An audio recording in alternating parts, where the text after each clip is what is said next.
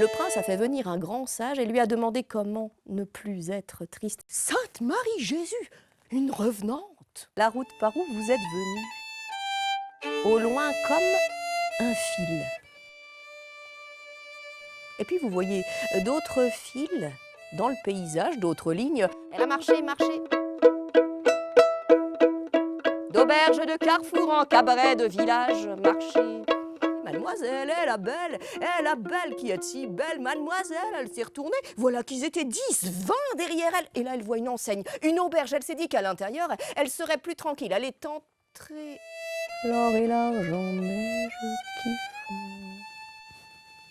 Là derrière la porte, il y avait une petite pièce sombre, tout encombrée, des cages à oiseaux suspendues, des chaises, un énorme tas de tissus de vieux vêtements. Une grosse femme était là. La femme lui tournait le dos, elle triait ses chiffons, chiffons, tout est chiffon, l'or et l'argent. Eh ben, qu'est-ce que tu fais là, toi? Tu crois que je t'ai pas entendu? Et la femme s'est retournée. Oh, eh ben, une petite jeune fille qui est là, belle. Oh, ben, c'est que t'es belle, toi. Belle, belle, belle, belle. Oh, ben quoi?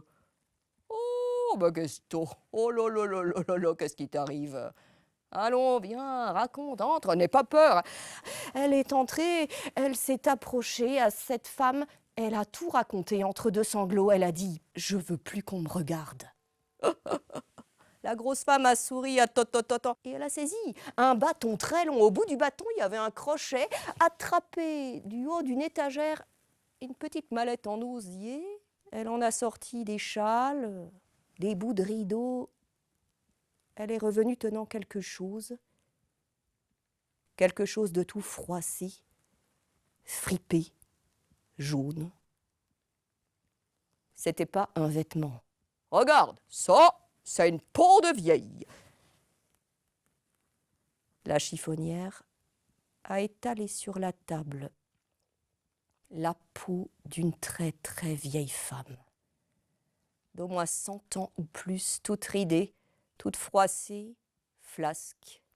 Il y avait tout, il y avait la tête, les bras jusqu'aux ongles des pieds. La jeune fille a retiré sa robe, elle s'est mise nue.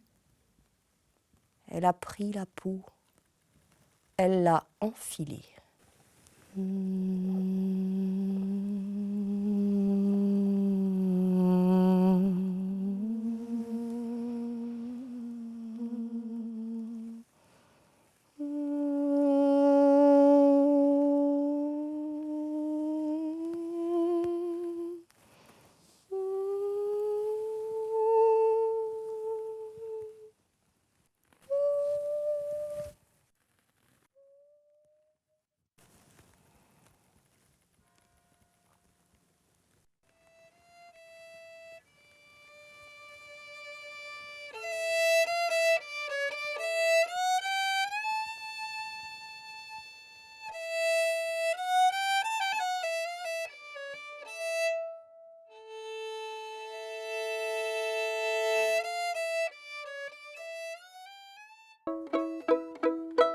Un peu plus loin sur la route,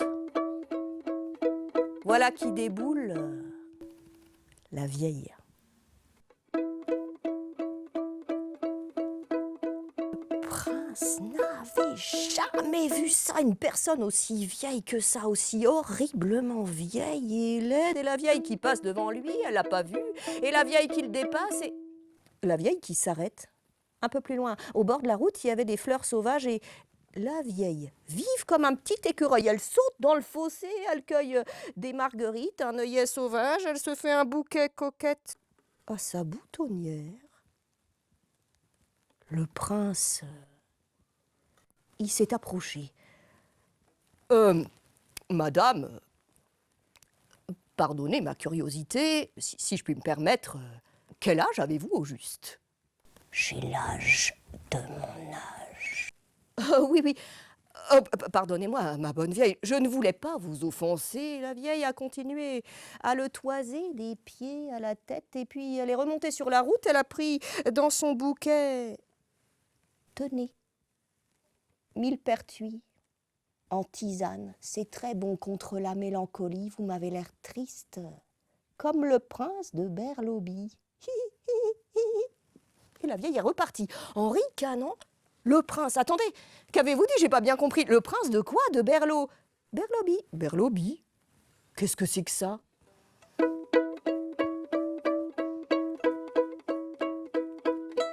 La vieille a continué à marcher, sans lui répondre, sans même le regarder.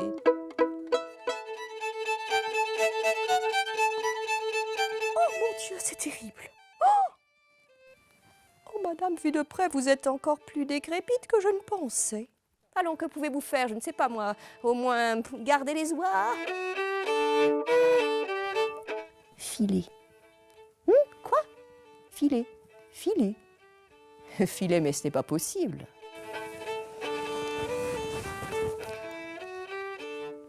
Elle a retiré sa peau.